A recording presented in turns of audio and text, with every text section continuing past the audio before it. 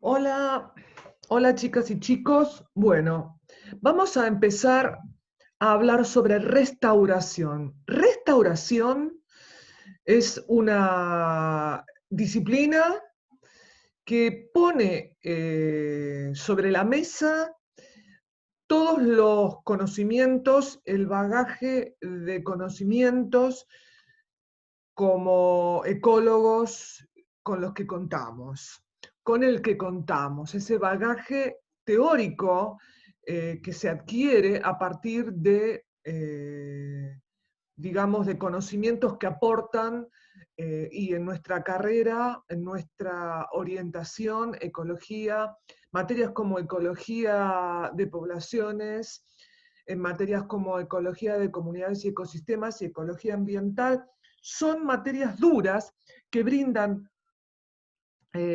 herramientas básicas que cualquier ecólogo que quiera ponerse a trabajar en modificar esos impactos que tienen los ecosistemas, producto no solo de eventos naturales, sino que también y básicamente de eventos antropogénicos,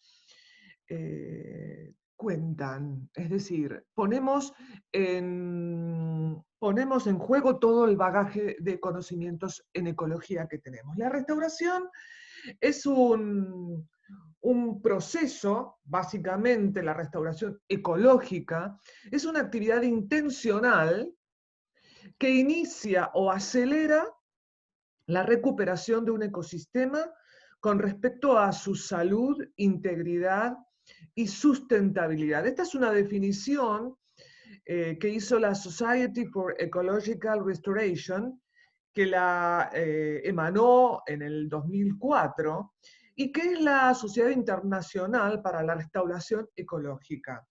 Es la definición que da este grupo de científicos que está trabajando desde hace tiempo asociados en esta sociedad y que, digamos, teoriza o que da herramientas como para ahora nosotros aprender qué quiere decir esto de la restauración ecológica. Es un proceso de asistencia que hace el humano, la humana, la especie humana, en la recuperación de componentes y o funciones de un ecosistema que ha sido degradado, dañado o destruido para llevarlo a una condición lo más parecida a su condición natural o a la que se decida. Esto es importante. Entonces, nosotros tenemos un ecosistema al que llamamos ecosistema de referencia. Acá tenemos graficado el tiempo con respecto a una variable de estructura o funcionamiento de un ecosistema. Y acá tenemos el ecosistema que está degradado y que nosotros queremos entonces, mediante actividades manipulativas, queremos llevar a un ecosistema de referencia que puede llegar a ser el mismo inicial antes de ser degradado o puede ser otro. ¿Sí? Puede haber otro, puede ser otro estado alternativo. Entonces, un ecosistema de referencia sirve de modelo para planear un proyecto de restauración, para planificarlo, para implementarlo y para realizar los monitoreos correspondientes a posteriori. En su forma más sencilla, la referencia puede ser un sitio verdadero, por ejemplo, el ecosistema de referencia, u otro descrito según algún interés que tenga la sociedad, o ambos. Acá tenemos entonces, en este esquema, algunas alternativas con alguna nomenclatura que ustedes seguramente han escuchado que se habla de rehabilitación, de mitigación, de restauración. Acá tenemos la estructura, variables de estructura del ecosistema, y acá tenemos variables de funcionamiento principalmente, aunque la biomasa, hablamos de, por ejemplo, acá en lugar de biomasa podemos hablar de producción primaria, que es el cambio en biomasa en un lapso de tiempo, o ciclo de nutrientes. Es decir, acá estamos graficando estructura del ecosistema con procesos ecosistémicos. ¿En dónde? Tenemos el ecosistema original o el de referencia, según el acuerdo que es al que se llegue entre las partes involucradas, por ejemplo, entre el grupo científico técnico y el interés de la comunidad, por ejemplo. Este es el ecosistema original y este, que tiene una estructura y tiene un funcionamiento determinado, y este es el ecosistema degradado. Entonces, ¿qué es lo que puede suceder? Primero, si no hay intervención, es decir, no hay ningún tipo de medida que se tome, se ve primero, se analiza si el sistema oscila en su estructura y funcionamiento. Acá no se interviene. O se pueden aplicar medidas de mejoramiento, en donde se van modificando variables de estructura y de funcionamiento y se logra que el ecosistema se mejore. O puede directamente ya, este mejoramiento es como que está en un intervalo de fluctuación. O se puede llevar a un punto en donde se rehabilitó directamente, aun cuando no se llegó al ecosistema original o al ecosistema de referencia pactado. Hablamos de restauración completa cuando del ecosistema degradado modificamos la estructura y el funcionamiento como para que llegue al ecosistema original o al pactado. Pero esto es muy difícil de lograr. Se puede mejorar, se puede rehabilitar o se puede sustituir. Es decir, se lleva a un ecosistema que tiene una estructura muy distinta, este que está acá, es diferente a la estructura del ecosistema original o pactado, pero que mejoró muchísimo en cuanto a la función, porque esta función es muy semejante a la del ecosistema original. Acá estamos hablando de que ha habido una sustitución. Entonces hablamos de mejoramiento, de restauración completa, de rehabilitación o de sustitución. Entonces acá tenemos distintas definiciones que han escuchado hablar de rehabilitación, esto es lo que vimos recién, remediación, reemplazo o sustitución y mitigación o mejoramiento. Acá están como definidas con algunos ejemplos. En el caso de la sustitución, que era ese que se le mejoraba el funcionamiento, pero la estructura no se modificaba mucho, tenemos el ejemplo, por ejemplo, la definición dice que es la alternativa de manejo ambiental que implica la modificación principal de las funciones del ecosistema que lo lleva a otro sistema distinto. Por ejemplo, se degradó un humedal que tenía como principal servicio ecosistémico el de la depuración del agua. Entonces lo que se hace en ese lugar, se lo sustituye ese ecosistema degradado por otro que incluye una construcción de una planta de tratamiento del agua para depurarla en lugar de mantener el servicio ecosistémico depurador de un humedal. Entonces, remediación es otra definición, que es una medida de saneamiento. Fíjense, el énfasis está puesto en el proceso más que en el estado final deseado. Es decir, por ejemplo, si el deteriorado, el humedal deteriorado que tenía como servicio ecosistémico el de depurar el agua y remover contaminantes, una medida de remediación, por ejemplo, es utilizar vegetales, utilizar plantas macrófitas que se van plantando y luego se van cosechando, como para depurar, por ejemplo, de metales pesados. Es decir, se remedia haciendo foco en el proceso y no en llevar al ecosistema degradado a el ecosistema con funcionamiento y con estructura muy semejante al ecosistema original. Ahora bien, es fundamental, como nosotros imaginemos que estamos en un grupo de científicos y técnicos, en donde tenemos que acordar ¿qué estrategias vamos a implementar a la hora de la restauración ecológica de un sistema degradado? Entonces tenemos que determinar objetivos, tenemos que poner en claro cuáles son los criterios que vamos a tener como supuestos, por ejemplo, a la hora de aplicar una u otra estrategia, y por supuesto también el desarrollo de los métodos.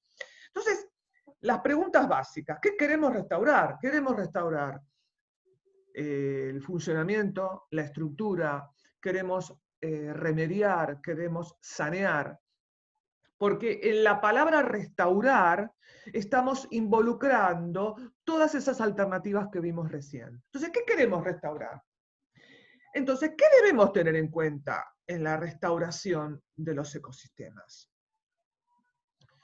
Tenemos que básicamente tener en cuenta aspectos físicos, aspectos químicos y aspectos biológicos. Y cada uno de estos aspectos va a requerir un tratamiento específico. Entonces aquí necesitamos discriminar de entrada claramente, hacer un listado de cuáles son los aspectos en los que nos vamos a proponer trabajar, dentro de los físicos, dentro de los químicos y dentro de los biológicos. Lo principal, al principio de todo para cualquier tipo de estrategia de restauración, obviamente es la de remover el factor o los factores que están degradando. Removerlos.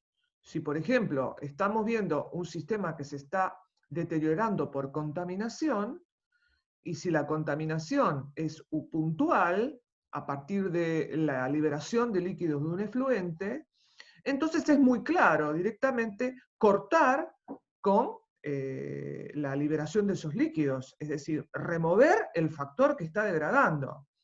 Eso es básico, es decir, tenemos que primero determinar cuáles son los factores que están degradando, que han degradado, y luego ver si se puede cortar, porque en el caso del efluente puntual es sencillo. Pero si hablamos, por ejemplo, de contaminaciones difusas, en donde no se determina el punto único de ingreso de contaminantes, la situación puede llegar a ser más compleja. Sin embargo, se pueden entonces establecer y proponer medidas que uno ya lo tiene que, las tiene que generar a la hora de hacérselo saber a las autoridades de aplicación, por ejemplo, a los municipios, que hay que, por ejemplo, normar, hay que establecer determinada normativa para disminuir o para directamente eliminar los focos degradadores.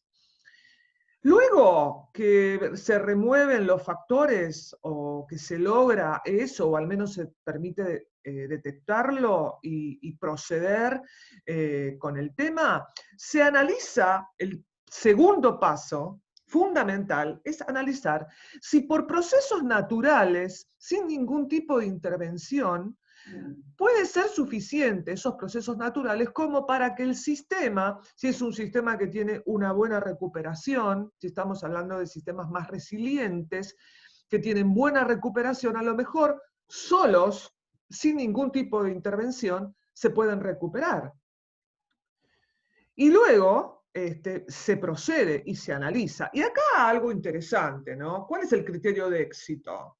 ¿Cuándo decimos que es exitosa la restauración? Bueno, el criterio de éxito es muy difícil de definir. Es difícil de definir para los ecólogos, pero recordemos que nosotros estamos en una sociedad y que a nosotros nos han convocado como grupos de especialistas. Nos convocó el Ministerio de Ambiente para que apliquemos o que generemos un proyecto de restauración de, por ejemplo, un humedal que fue degradado luego de una intervención en determinada construcción de determinado barrio, por ejemplo, barrio privado. ¿Cuál es el criterio de éxito? Y ahí nos tenemos que poner todos de acuerdo.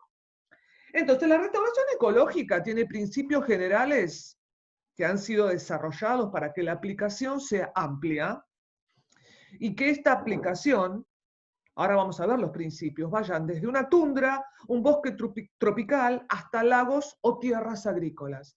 Tiene principios básicos que van para cualquier tipo de ecosistema. Acá, por ejemplo, vemos restauración en minería. Fíjense, esto es en septiembre del 91 y esto es en el 93, cómo se restauró luego de una intervención un sistema que había sido degradado por la actividad minera. Acá vemos, por ejemplo, humedales en Vancouver, en Canadá, cómo se restaura un humedal desde el 23 de marzo del 82, así estaba, y fíjense, 83, 86, 88 y 94, luego de esta intervención, y estamos hablando de 12 años, luego de 12 años. Bien, estos métodos de restauración, ¿a qué se aplican? ¿A qué se aplican? A lo que querramos restaurar. Si queremos restaurar el ecosistema completo, hábitats, estamos hablando de espacios nada más. Si queremos restaurar comunidades nada más. O si queremos restaurar, llámese, la palabra de restauración de especies no nos suena mucho, ¿no? Pero estamos hablando de conservar, por ejemplo, especies.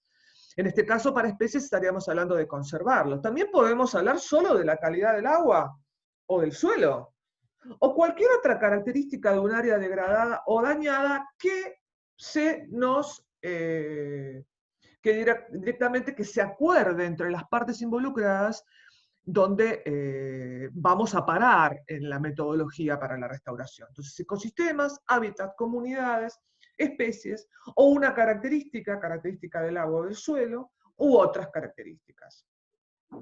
Entonces, cuando hablamos de restauración de ecosistemas, principalmente estamos hablando de restaurar procesos fundamentales por los cuales los ecosistemas funcionan. Producción primaria, producción secundaria, respiración, descomposición, formación de suelos. Eso es restaurar principalmente los ecosistemas. Restauración del hábitat es básicamente el lugar, el espacio físico. La restauración de comunidades o de especies se hace énfasis en plantas, en alguna determinada especie, o en un determinado grupo funcional de plantas o de animales que están en un determinado lugar.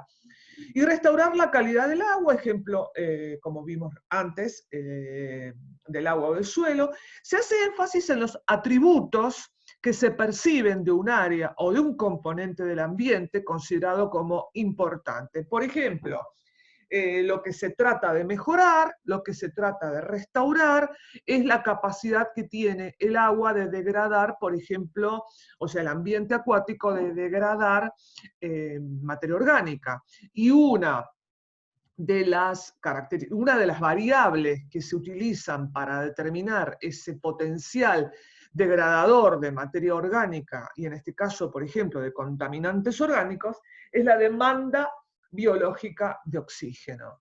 La demanda biológica de oxígeno es la cantidad de oxígeno que necesita un volumen determinado de agua, o de, digamos, agua que contiene los microorganismos de ese sistema, como para degradar una determinada cantidad de materia orgánica. Eso es un proceso que tiene una metodología establecida y que indica la cantidad de oxígeno necesaria que utilizan los microorganismos para degradar materia orgánica en el agua. Y esa es una variable que se utiliza mucho como para saber digamos, la capacidad de degradación del agua.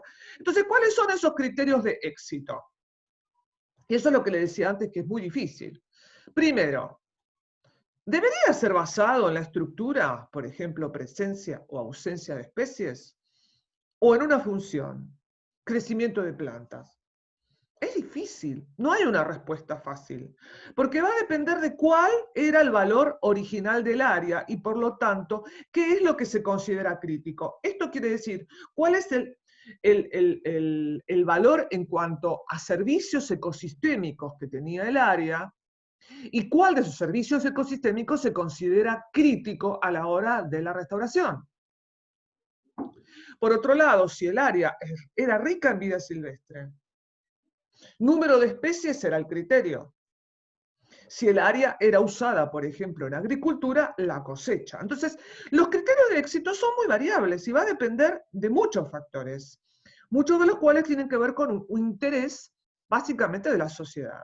Segundo, si se tiene en cuenta que actúen los procesos naturales, recuerdan que dijimos que primero había que dejar a ver si los procesos naturales permitían que se mejore o se restaure directamente el sistema. ¿Cuál es el nivel que debe ser alcanzado como para decir que se restauró? ¿75 o el 90% de las especies preexistentes o de la cosecha de plantas alcanzadas? Es decir, si naturalmente mejoró un 75 o un 90% de lo que era original, ¿eso es éxito? La reducción de metales pesados en 50, 10 o 1% de lo que había antes. ¿Dónde digo dónde paro? ¿Dónde digo que se restauró?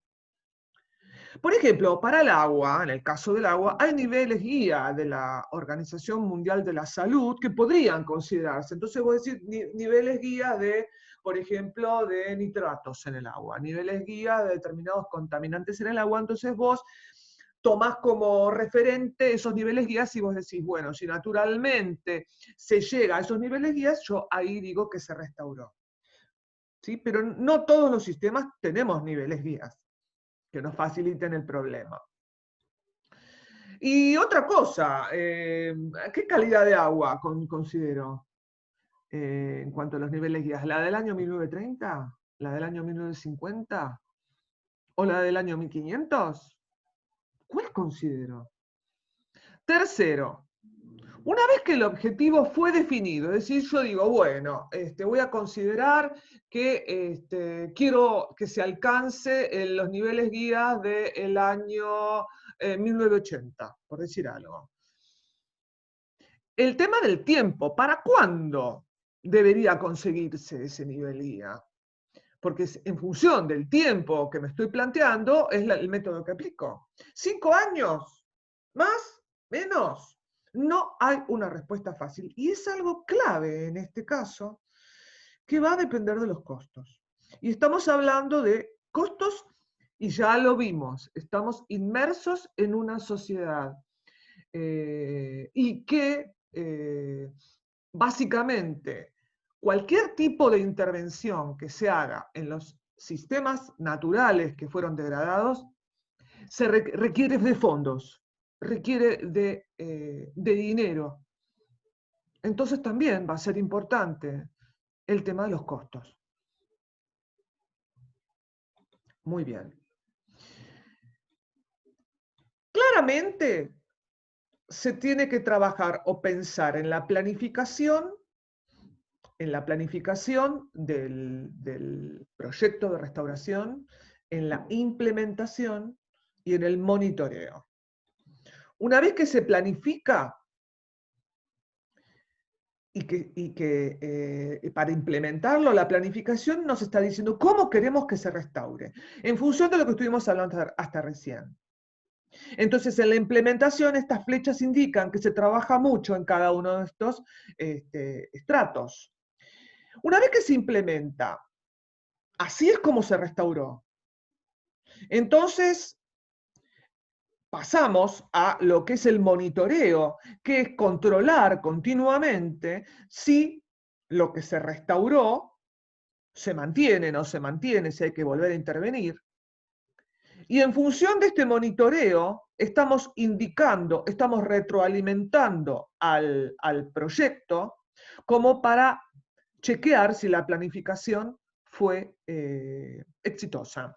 Algo importante que pasa en los trabajos de ecología de la restauración, cuando uno se pone a buscar papers o se pone a buscar información, lo que es notable es que los trabajos, el 90% de los trabajos que aparecen, son trabajos en donde se muestran intervenciones exitosas. Es decir, que lo que se planificó en un principio se implementó y en el monitoreo fue un éxito. las medidas tomadas, los métodos aplicados, los tiempos que se consideraron. Pero lo más importante en ecología de la restauración es también analizar los fracasos, entre comillas, es decir, la planificación, la implementación y los métodos utilizados que se aplicaron y que no funcionaron. Y eso sería relevante y muy importante que estén a disposición. Es decir, no solo lo, entre comillas, exitoso es importante en ecología de la restauración, sino que también lo, entre comillas, los, entre comillas, fracasos. Los principios, lo que les comenté al principio, la Sociedad Internacional para la Restauración Ecológica, ustedes pueden ingresar, esta es la página, y hay muchos trabajos y hay muchos grupos en todo el mundo, hay congresos, por supuesto, continuamente. Este fue el del año pasado, el 8º congreso, y hay mucho material, y hay muchos ejemplos que ustedes pueden, si quieren, consultar. Acá era lo que les contaba, que era el 8º Congreso, la Conferencia Mundial de Ecología de la Restauración, que se hizo en Ciudad del Cabo, en Sudáfrica. Ahora, el ser este grupo, entonces lo que te dice o lo que te marca son 9 criterios que se consideran como claves para definir éxito en ecología de la restauración. Pero estos 9 no quiere decir que los 9 juntos y todos se tengan que generar, se tengan que dar. No es esencial la expresión total de todos los atributos para demostrar la restauración. Entonces, ¿cuáles son esos 9 atributos? Primero, el ecosistema restaurado contiene un conjunto característico de especies que habitan en el ecosistema de referencia y que proveen una estructura apropiada de la comunidad. Habla de estructura. Segundo, el ecosistema restaurado consta de especies autóctonas hasta el grado máximo factible. Acá aclara el tema de especies autóctonas. En ecosistemas culturales restaurados se puede ser tolerante con especies exóticas domesticadas, ruderales o arbences, que son distintos tipos de plantas, acá estamos hablando de plantas terrestres principalmente, que se supone que coevolucionaron con ellas. Son plantas que de alguna forma están garantizando, en función de su historia evolutiva, que no se van a transformar en invasoras. Las especies ruderales son plantas que colonizan los sitios alterados, las especies arbences crecen entre plantas de cultivo. Tercero, todos los grupos funcionales necesarios, grupos funcionales, para el desarrollo y o la estabilidad continua del ecosistema restaurado y que se tienen que encontrar representados. Y si no es así, los grupos faltantes tienen el potencial de colonizar por medios naturales. Entonces, mejorar el tema de los grupos funcionales y de alguna forma garantizar que los que no se terminan de, digamos, de introducir o de generar, puedan aparecer por una colonización natural.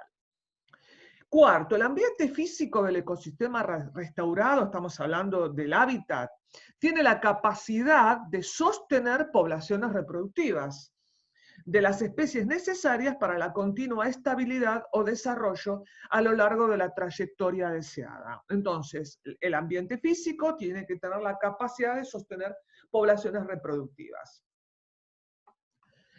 El punto 5, el ecosistema restaurado funciona normalmente, de acuerdo con su estado ecológico de desarrollo y no hay señales de disfunción. Esas funciones son producción primaria, producción secundaria, respiración, degradación o, digamos, descomposición.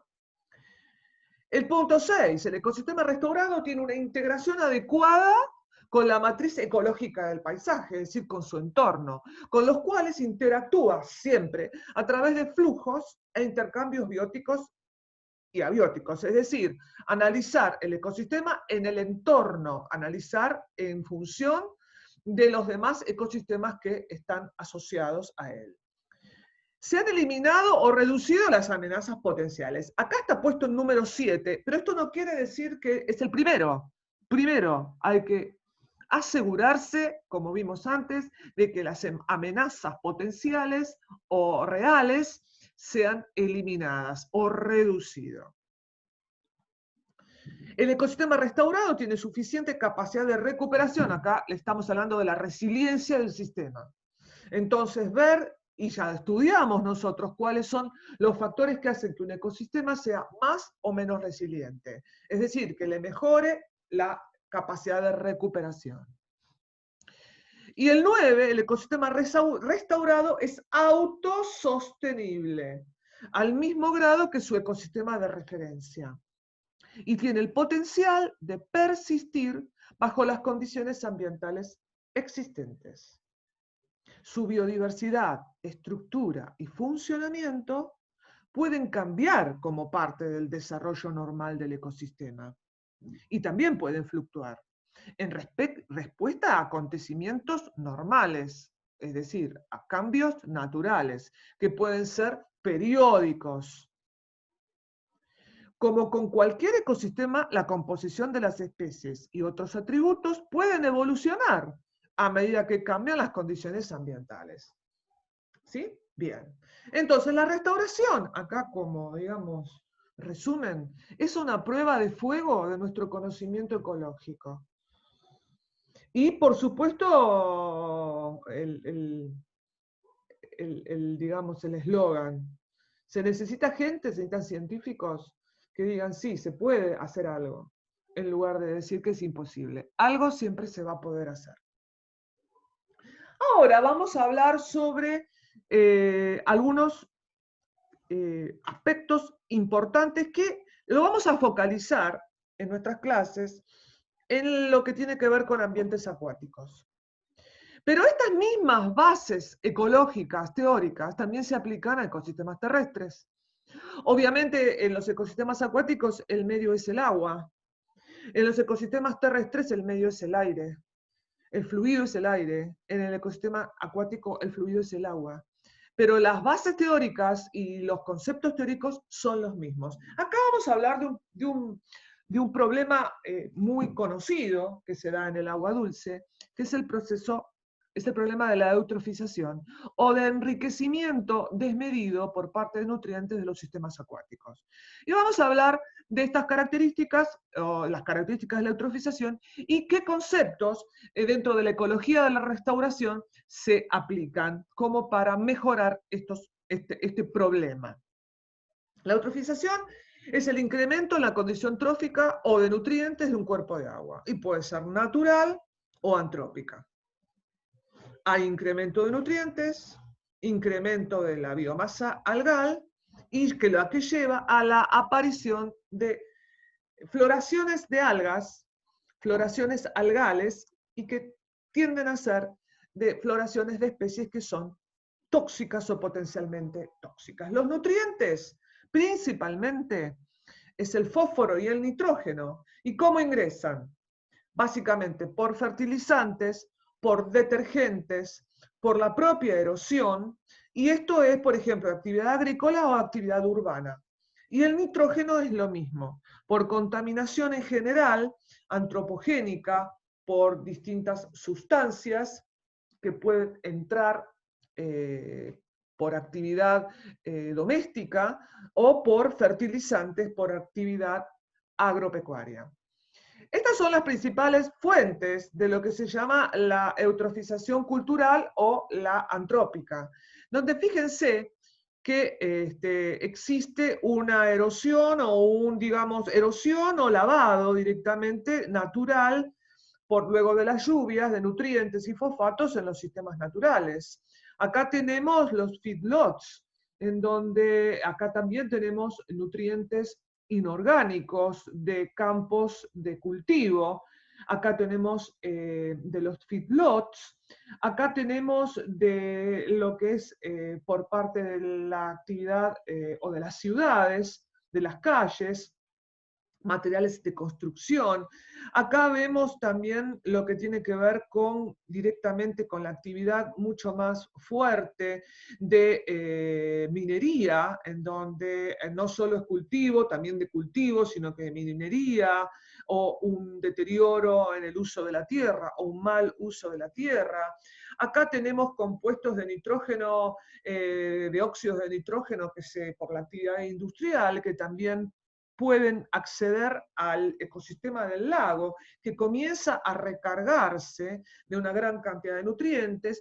Todo esto es lo que hablábamos en las clases pasadas sobre la calidad del agua que sale de las plantas de tratamiento, que la calidad del agua, si bien las plantas de tratamiento disminuyen mucho el potencial de nitrógeno y fósforo, es enorme la cantidad que ingresa a los sistemas acuáticos. Y por supuesto, todo lo que tiene que ver con la descarga de líquidos cloacales que no tienen ningún tipo de tratamiento. Estas son las fuentes de ingreso al agua. Entonces acá tenemos claramente la diferencia que hay entre un sistema eutrófico y un sistema oligotrófico. Fíjense, un sistema eutrófico, hay mucha biomasa algal que hace que la turbidez sea muy alta y que la penetración de la luz acceda solo hasta un punto en donde ya se forma lo que se llama un epilimnion y un hipolimnion, o una capa eufótica y una capa afótica principalmente. Cuando hablamos de luz, lo correcto es hablar de una capa eufótica y de una capa afótica, en donde obviamente existe una compartamentalización de todo lo que es la producción primaria, producción secundaria y respiración, y que con el incremento de los nutrientes es tanta la turbidez que ya digamos, la biodiversidad comienza a disminuir muchísimo. En un sistema oligotrófico, la cantidad de algas en la columna de agua es muy baja y entonces la penetración de la luz puede llegar hasta el fondo, lo que permite la proliferación de plantas vasculares, las que compiten con las algas por nutrientes y entonces terminan generando que el agua esté más clara y esto permite una mayor diversidad. Acá lo vemos en cuanto a distintas especies de peces, pero en realidad la biodiversidad general de un sistema oligotrófico es mucho mayor que la de un sistema eutrófico. Acá vemos claramente un típico lago del sur, claro, estamos hablando de un sistema oligotrófico y acá vemos sistemas completamente eutrofizados y con enorme desarrollo de algas, y acá estamos hablando de floraciones de algas. Estas son fotos que están tomadas, estas las tomé yo en lo que es la costa del embalse de Río Tercero, fíjense en una plena floración de cianobacterias. En este punto el olor como agamexane es muy alto y el agua está prohibido el baño, el ingreso, porque las toxinas de estas algas son afectan no solo a la biota, sino que también al ser humano. Acá vemos cómo se ve el agua que recogimos y fíjense, es una sopa verde. Y principalmente es notable cómo se ve, y principalmente esas algas que vemos son floraciones que tienen un crecimiento en J, son los crecimientos explosivos o blooms, que hacen que una o a lo sumo dos especies se desarrollen en número muy grande y la diversidad específica general baja porque están dominadas por estas especies que forman las floraciones. Hay muchas especies que generan floraciones. Acá tenemos principalmente cianobacterias, que son las llamadas antes cianofitas, que son algas que en realidad son bacterias fotosintéticas, son cianobacterias, y la típica es Microcystis aeruginosa, que suelen desarrollarse muchísimo más en periodos de alta temperatura y en zonas de los ríos o de los lagos con baja velocidad de corriente y aguas estancadas. Y Microcystis aeruginosa es una de las especies más peligrosas. ¿Por qué? Porque tiene cepas que son altamente tóxicas para, tanto para los vertebrados, obviamente para los invertebrados, y por supuesto para el ser humano. Acá hay distintas especies, distintos géneros, son muchas, distintas características, y estos son los tipos de neurotoxinas que pueden tener las cianobacterias. Y tenemos varias familias que son neurotóxicas, que afectan al hígado, o que son dermotóxicas también. Y acá son las típicas, los típicos géneros que tienen estas toxinas. El cambio climático, obviamente, es un factor que está promoviendo, este es uno de los grandes problemas que está ocurriendo actualmente en el planeta, ya que estas algas, estas cianobacterias se desarrollan mucho con altas temperaturas.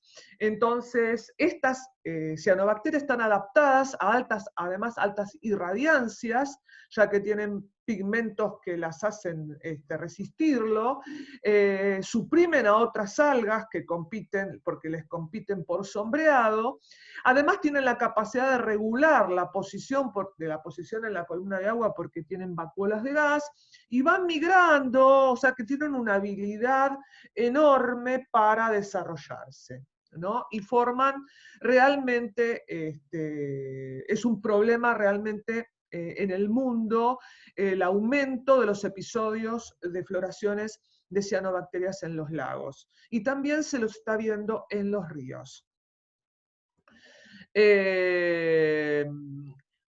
Acá en estas hay un mecanismo de retroalimentación positiva, porque como les dije antes, se ven favorecidas en veranos con altas temperaturas, con aguas calmas que se estratifican, entonces a mayor temperatura disminuye la viscosidad del agua y por lo tanto la resistencia a la migración vertical es menor, entonces se desplazan fácilmente, entonces aparecen floraciones de cianobacterias que pueden aumentar encima. Además, esas floraciones, que son como si se tiraran baldes de pintura verde en el agua, le aumenta la temperatura al agua por la intensa absorción de luz, ya que por los pigmentos que tienen, y todo esto aumenta la temperatura del agua y favorece nuevamente a las cianobacterias. Entonces, esto es una retroalimentación positiva. Entonces, ¿cómo manejamos una situación así? Bueno, les planteamos el problema, ¿no? Hay distintas formas. Tenemos que ver aspectos físicos, aspectos químicos y aspectos biológicos. Vamos a empezar con las tramas tróficas acuáticas y su manejo, como para analizar herramientas biológicas a la hora de restauración de ecosistemas acuáticos eutrofizados. Algunos conceptos básicos para el manejo de las cadenas tróficas. Hablar de estructura, hablar de teoría, y básicamente acá la trama clásica digamos, acuática, tenemos el fitoplancton, el zooplancton, tenemos zooplancton, peces zooplanctívoros, tenemos, esto es una marina, obviamente, esto no se da en un cuerpo de agua dulce, porque estamos hablando de casos más, pero es lo mismo para un cuerpo de agua dulce que lo que estamos viendo acá. Tenemos peces zooplantívoros, hay otros peces que se consumen a los peces zooplantívoros, acá vemos el ciclo del agua, acá vemos que también puede haber organismos que se encuentran en la zona del ventos. Estas son las típicas tramas tróficas descritas para sistemas marinos, para sistemas de agua dulce. Acá tenemos los distintos estadios de los peces plantívoros, el zooplancton. Hasta los años 80, los estudios de tramas tróficas indicaban esos componentes, tanto en agua dulce como marinos, y se centraban en lo que se llama la trama trófica clásica. Pero luego, y esto sucedió porque no se podía explicar en el mar, en los océanos, cómo, habiendo una cantidad determinada de fitoplancton que se podía contabilizar, cómo podía sostenerse una biomasa de peces que en función de las pirámides tróficas que se construían, en función de la pérdida energética que ocurre en cada uno de los eslabones en las tramas tróficas, no se podía explicar. Hasta que en un trabajo que se publica en el año 83 por Assam y colaboradores, se detecta lo que se llama el loop microbiano. ¿Por qué? Porque acá que estamos hablando del fitoplancton convencional, que era el que se conocía, que es el picoplancton, el nanoplancton y el microplancton, todo es fitoplancton, está en verde, acá están separados por tamaño, el pico es entre 0,2 y 2 micrones, el nano y el micro es todo lo más grande a 2 micrones, se vio que existía toda una trama de otros organismos que intervenían y que hasta antes del 83 no se veían, básicamente porque no existía la metodología ni de óptica ni de método para la determinación. Y cuando se tomaban las muestras para analizar el fitoplancton, los flagelados, incoloros, las bacterias, los ciliados, básicamente esto que conforma el loop, no se los veía, no se los contaba y no se los tenía en cuenta. Porque esta es la trama trófica clásica: fitoplancton, zooplancton, peces.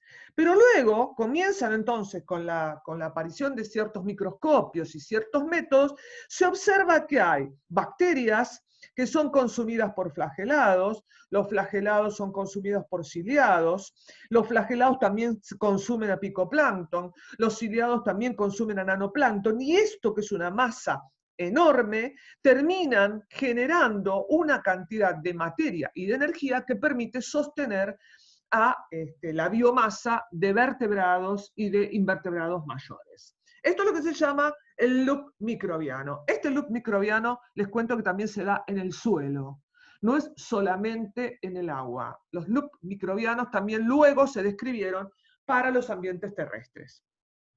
Estos son los componentes típicos de la trama trófica clásica: zooplancton, peces plantívoros, es decir, que se comen al zooplancton, peces piscívoros, que se comen a los peces plantívoros, y el zooplancton, que se come el fitoplancton. Estamos viendo los componentes de esa trama para tener una idea de qué manera podemos analizar las tramas a la hora de la restauración. Estos son los distintos principales grupos tróficos del zooplancton. Vemos que hay herbívoros, vemos que hay carnívoros, vemos que hay filtradores que comen de todo. Estamos viendo hábitos alimenticios. Recordemos, la eutrofización es un gran incremento de algas del fitoplancton. Entonces estamos viendo con qué herramientas nos estamos encontrando las tramas tróficas. Entonces, la trama trófica microbiana planctónica, ya estamos hablando de microbianos, sigo presentándole los componentes: bacterias, picoplancton autotrófico, es decir, las chiquititas, que hay picocianobacterias, que serían la parte, digamos, procarionte, las picoeucariotas, y acá tenemos ciliados y tenemos flagelados. Esta sería la parte microbiana. Estos son todas otras comunidades, porque lo que vimos recién es la típica trama trófica de lo que es la columna de agua. Pero también tenemos el perifitón, que es la comunidad microbiana que vive adherida a sustratos, en este caso vegetales. Tenemos bichos del fondo, el zoobentos, tenemos el neuston, comunidades que se encuentran en la interfase entre el agua y el aire. Acá tenemos plantas macrófitas, tenemos plantas arraigadas, emergentes, pero también hay plantas flotantes.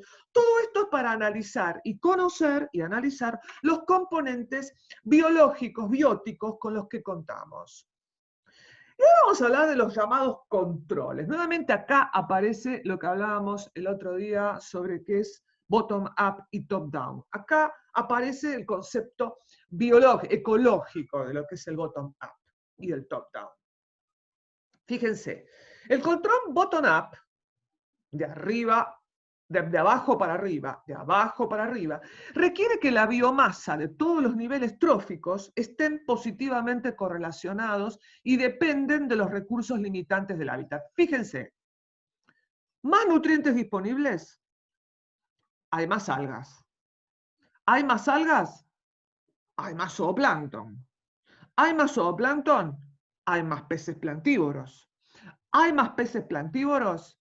Hay más peces piscívoros. Este es un esquema bottom-up. Más, más, más, más, más.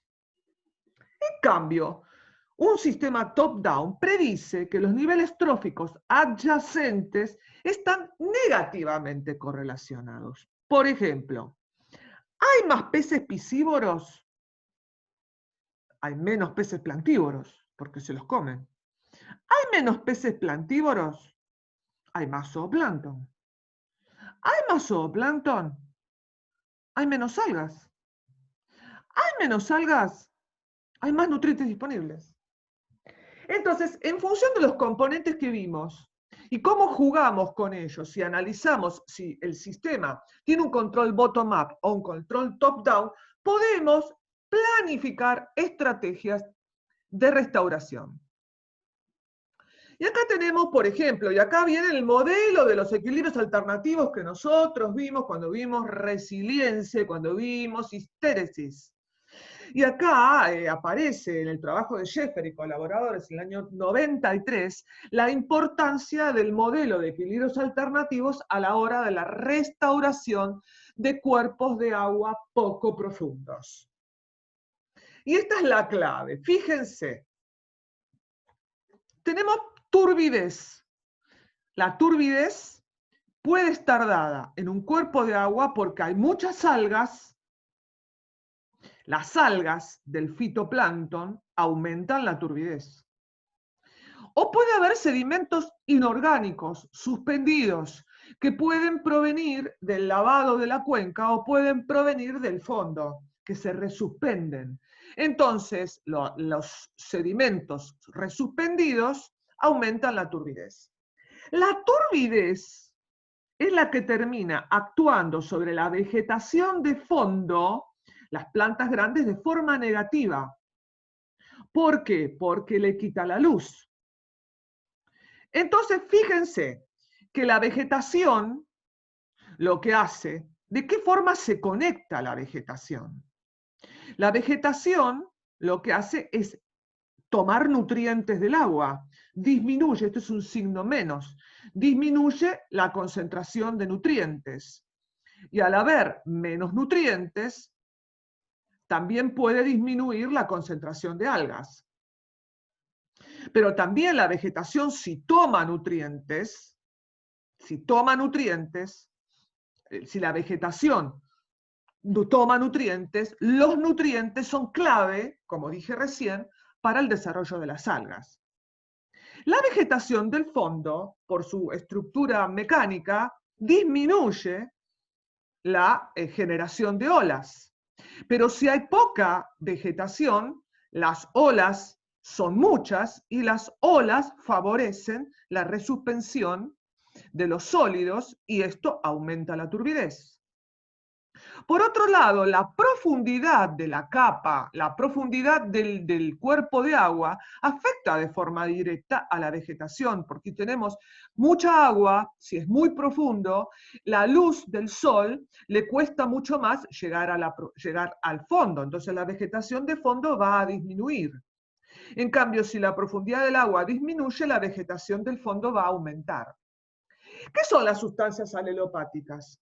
Son sustancias químicas que las plantas generan con gasto de energía como para repeler a sus competidores.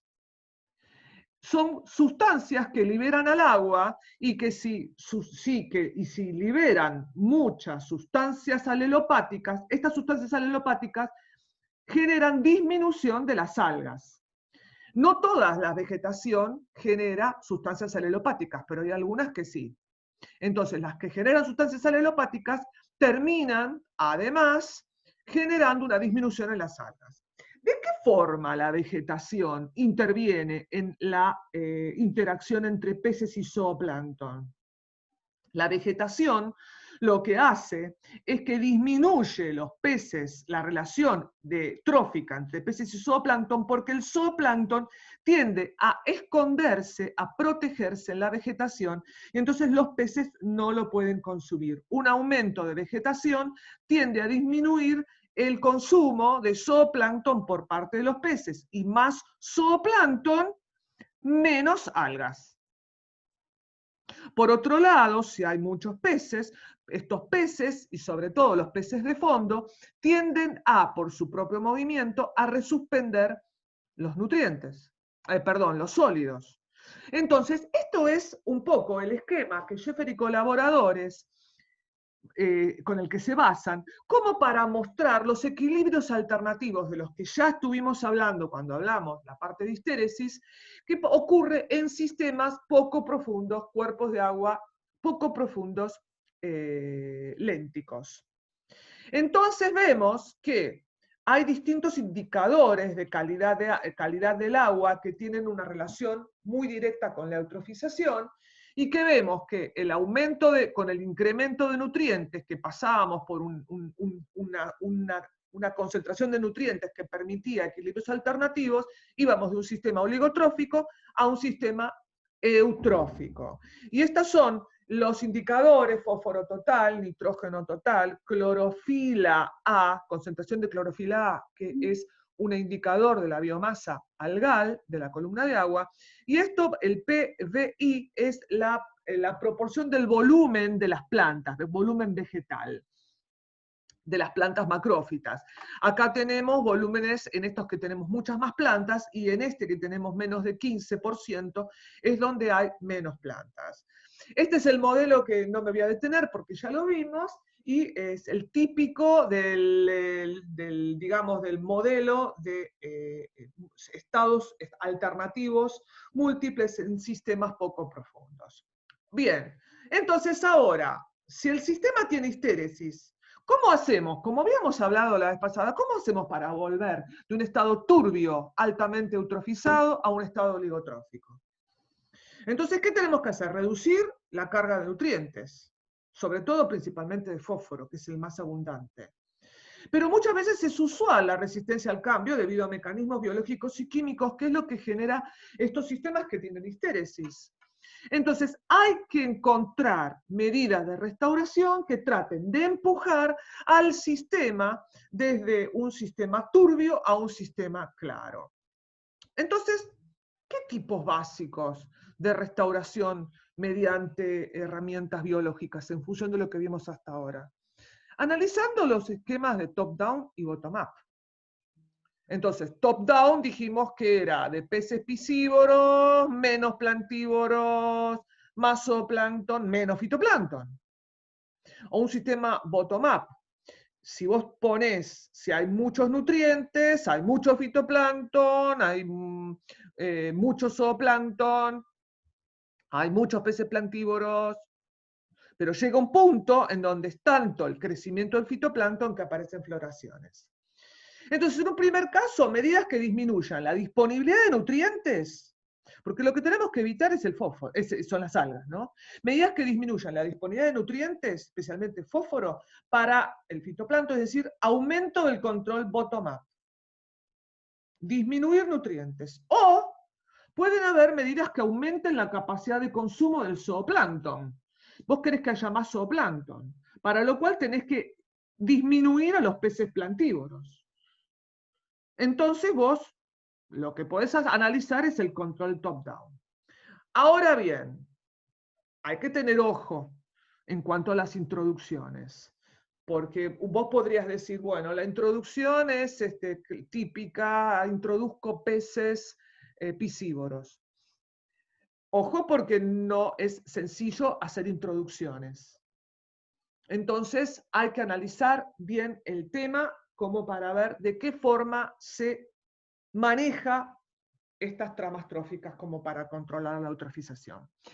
Existen entonces otros tipos de métodos que pueden ser químicos y físicos, que combinados con los otros, porque no es que tenemos que elegir un solo método, se pueden combinar.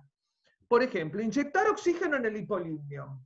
Ahora vamos, el hipolimnium dijimos que era la parte profunda, que en los sistemas eutróficos, muy con floraciones, el hipolimnium es anóxico, no hay oxígeno.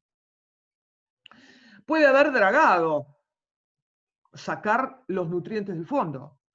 Se puede usar sulfato de cobre para combatir las floraciones. Es contraproducente. El sulfato de cobre es lo que se pone en las piletas de natación. Esas pastillas que se compran, que se venden. Y es contraproducente ¿por qué? Porque estás poniendo cobre, que el cobre es tóxico. Uso de coagulantes inertes, como el sulfato de aluminio. El sulfato de aluminio es lo que se usa en las plantas de potabilización del agua para hacer los flocks. Pero estás poniendo aluminio. ¿Sí? El tema es que se forman barros, porque lo que te hace el sulfato de aluminio es coagular a la turbidez, se forman flocks, se va al fondo y quedan los barros en el fondo. Y lo ideal es que sean barros estables, es decir, barros que no empiecen a liberar aluminio. Y acá tenemos crecimiento de plantas acuáticas, y ahora te quiero ver, tenemos biomanipulación, que es lo que vimos recién de tramas tróficas, y otra cosa importante, disminución del tiempo de residencia del agua. ¿Qué es el tiempo de residencia del agua? Se lo define como el tiempo que tarda una molécula imaginaria de agua. Imaginen ustedes que entra una molécula de agua marcada y ustedes siguen a esa molécula desde que ingresa por un afluente a un cuerpo de agua hasta que egresa. Si hay un tiempo de residencia alto, esa molécula de agua queda mucho tiempo, permanece mucho tiempo en el agua, en el cuerpo de agua. En cambio, si tiene un tiempo de residencia corto, es decir, si hay corrientes, si permito que fluya el agua y que genero corrientes, el tiempo de residencia es corto. Entonces, una de las estrategias también es disminuir el tiempo de residencia. ¿De qué forma? Bueno, se verá. ¿De qué manera? En el lago del Parque 3 de Febrero, que está aquí, el lago de Palermo, si ustedes fueron en algún momento, no ahora, espero que no sean de los runners que van a correr, ustedes ven que hay en una punta del lago hay como una bomba que larga agua, continuamente agua. Y en el otro extremo, o en varios extremos, hay bombas que succionan agua, continuamente están generando recambio de agua, es decir, están disminuyendo el tiempo de residencia del agua. Y son medidas que tienen ese sistema, los sistemas de algunos estanques urbanos, como para evitar que se pongan eutróficos con floración de algas tóxicas. Entonces, estas son las medidas de saneamiento, algunas que funcionan como succión de agua, decantación. Esto es como un típico esquema de tratamiento de aguas y de barros. Se succiona el agua, se lo decanta, los barros se llevan a land farming o algunos sitios que sean sitios en donde que se transformen en barros bien estables.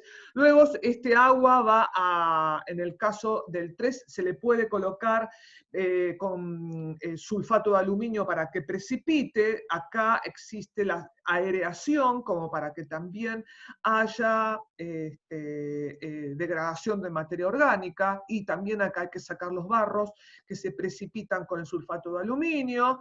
Luego se va, acá hay cubetas de barros porque se extrae también. Acá hay sedimentación y acá el agua está clarificada. Este es un sistema, por ejemplo. Después tenemos dragado de sedimentos. Directamente se draga, como pasa en el Río de la Plata para que pasen los barcos. Se draga, se saca el fondo, se saca el sedimento. Pero el problema son los costos.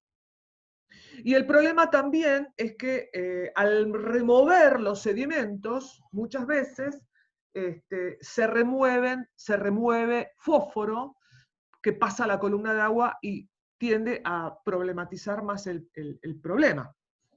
O también si hay metales pesados, por ejemplo, los metales pesados están absorbidos en los barros y en condiciones de anoxia se mantienen estables. En cambio, si se remueven y se permite la oxidación un poco, se liberan los metales pesados. Entonces hay que tener en cuenta dónde, si sacás los barros, los costos de sacar los barros, y dónde después depositas los barros en función de la calidad del sedimento que estás sacando. Como dijimos, agregado de aluminio, se agrega aluminio o sales de hierro. Cambios en el fósforo por agregado de aluminio, es lo que estábamos viéndolo. Pero el tema es que queda el aluminio en el fondo. Acá fíjense que una alternativa que se hizo en este lugar es oxigenar, directamente mandar oxígeno, porque se manda oxígeno en el fondo, como para generar, evitar la anoxia que deteriora tanto la calidad del agua, pero tiene un problema, como vimos recién, que la absorción del fósforo y del hierro en los sedimentos está condicionada por el oxígeno. Los óxidos de hierro y de aluminio principalmente son los que absorben el fósforo. Si vos oxidás, se libera el fósforo y puede llegar a traer problemas.